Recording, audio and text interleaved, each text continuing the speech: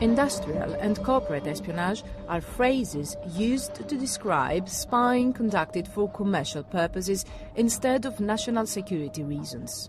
As well as spying on commercial organizations, governments can also be targets of commercial espionage. In the United States, there's an alliance of the British, the Australians, New Zealanders, and Canada to collect in a net phone calls from around the world. So if Americans want to spy on Americans, they simply ask the British to do the spying, and then the British hand the data back to the Americans.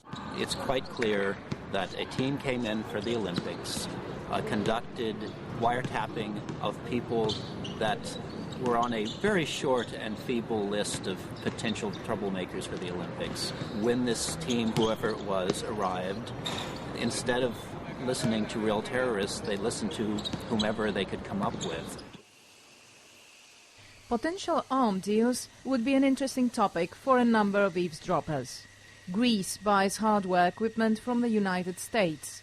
With the recent purchase of the American F-16 jet fighters, the Greek government was accused of buying less capable planes at higher prices. According to the investigation, one of the destinations that the bug phones were in contact with was an American spy agency. The bugging equipment was extremely sophisticated.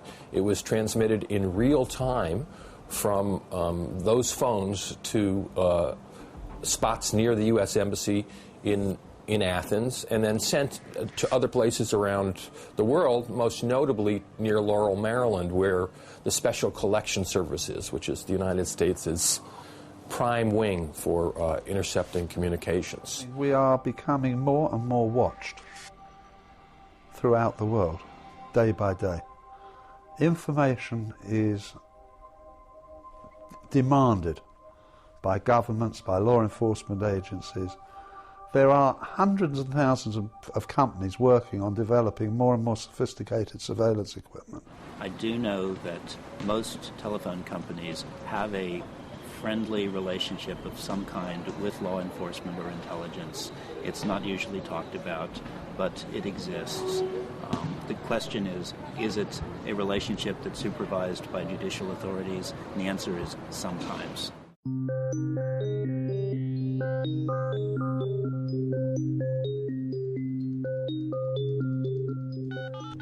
Life often can be a lot more complicated than the most extreme conspiracy movie.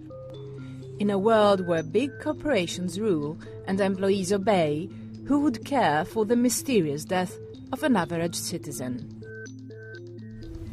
There is always a reason why somebody dies. And the only possible and apparent reason in this case is the fact that he was employed by this company.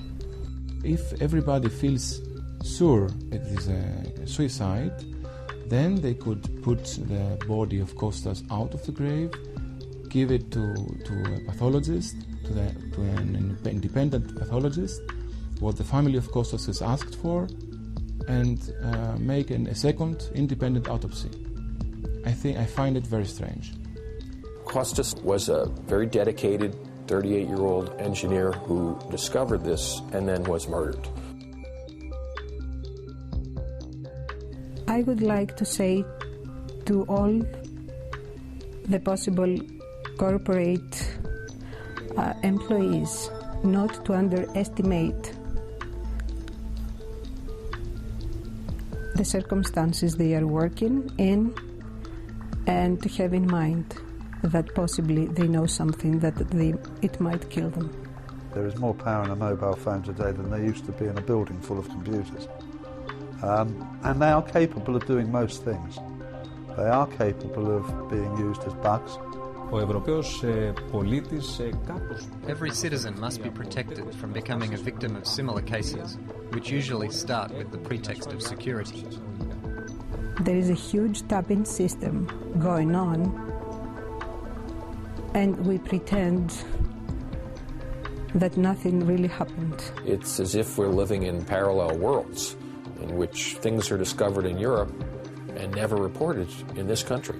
So most Americans have no idea about anything we're discussing. One day we wake up and we have to deal with a corporate secret, and a political scandal.